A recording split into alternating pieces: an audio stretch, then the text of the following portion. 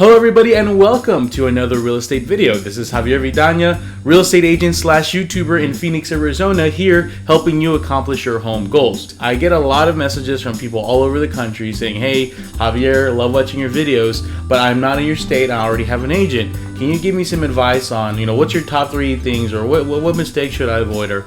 So I'm making this video to help people out. Not to say you can always reach out to me. That's not the reason why I'm making it.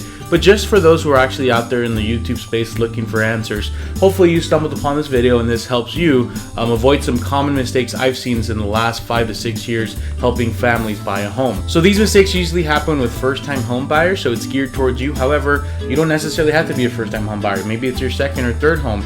But just so you know and you're educated, these are the top 3 mistakes to avoid in the home buying process. Number 1, half-assing your pre-qualification. I know you're probably rolling your eye. Every video or every real estate agent you ever spoke with says, first step, get your pre-qual. Don't look at houses without a pre-qual. Gotta get your pre-qual. This is what I mean though. Of course, everybody knows you should get pre-approved with a lender before you go look at some houses in some situations. But what I'm saying is don't half-ass that. When you're talking with the lender and they're gonna pull your credit, they're gonna pull your app, they might just tell you then and there, congrats, you qualified up to $300,000. Now, if they say, hey, I'm gonna send you your pre-approval, go start looking in houses, there should be a big warning sign that should pop up in your brain right now. Because if they're just giving you your pre-qual without them actually seeing any documentation or actually, making sure your pay stubs are actually reflecting what you said you make, then there's something off there. They're half-assing your pre-approval. How to not half-ass your pre-approval? Well, when you initially do speak with the lender over the phone and they run your application, great, that's awesome. Now, after you send the application, they'll give you an idea. Hey, you pre-approved, I think, for about $250, $300, but I'd like to get more information. Sometimes they ask for scanned documents to their email. The best way of doing it is actually sitting down and meeting with the lender. Before you meet with the realtor, before you go look at houses, sit down, meet the lender, sit face to face, let them print out some stuff for you, have them describe exactly what's in your monthly payment, how much your closing costs are going to be, have them explain your different loan options of what you can do, what are different options, and maybe if you save up a little more down payment, you can get a different interest rate, a lower interest rate. There's all these questions that you can sit down and you meet with them and you talk about that'll just benefit you. You can read articles, watch videos with lenders and realtors all day long. However, sitting down with the lender that actually has your credit, that actually has all your personal info, your income, all that in front of them, and actually has knowledge of today's interest rate, today's home loans, that's going to be the best thing to help you with the home buying process. Once you get started and you're looking at houses, you basically, it just starts happening fast. People get really surprised. A lot of people say, well, I'm going to look at 20 houses before I make an offer. Well, when you're out there looking at houses, you get excited. You find one you like. You go, all right, let's go. And suddenly, next thing you know, you're in escrow. Next thing you know, you're doing your inspections. So that preparation stage of not half-assing your pre-qual, not half-assing, I'm going to add this to your appointment with the realtor, just really preparing that is going to help you throughout the escrow, because escrow things happen so fast. As soon as you start looking at a house, you find one you like, suddenly you're in escrow and things just kind of go on a roller coaster.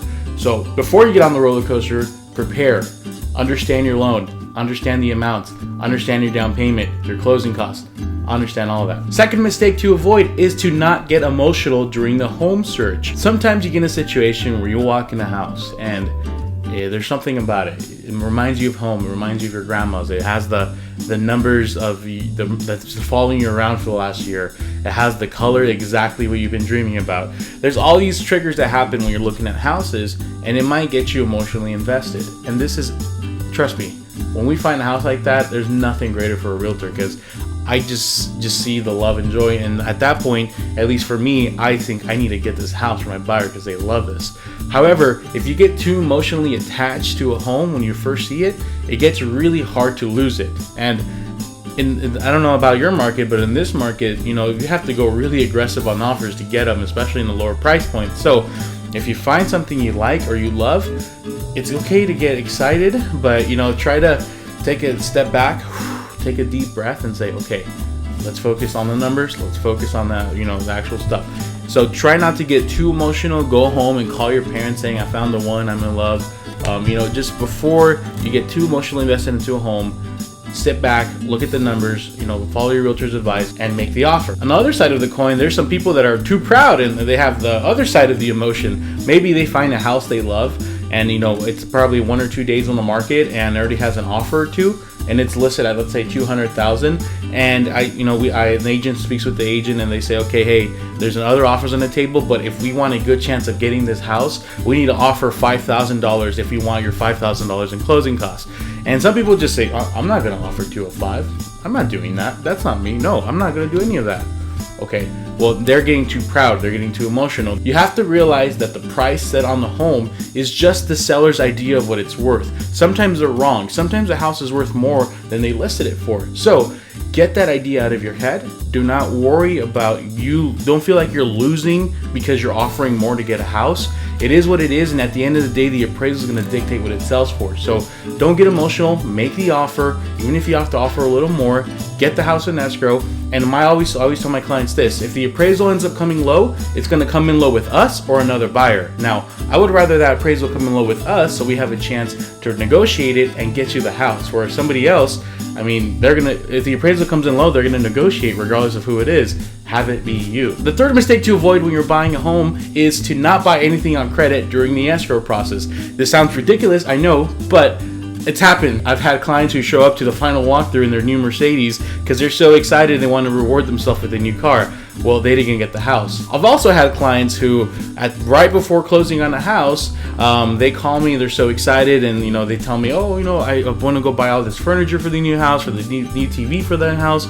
I'm looking forward to it. But it turns out that they bought it on credit. And of course, that completely canceled the loan, and they're no longer moving into their house. We had to cancel everything.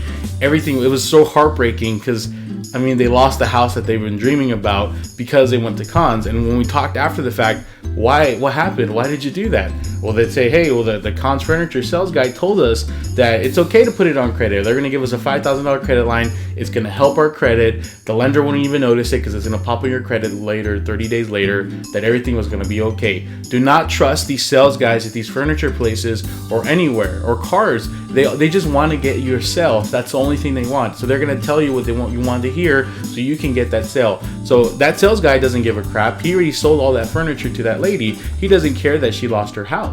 So do not buy anything on credit during the escrow. Wait a week after you close to make sure you're completely safe. Thank you guys for watching so much. I really appreciate it. You know what? YouTube and this channel has changed my life.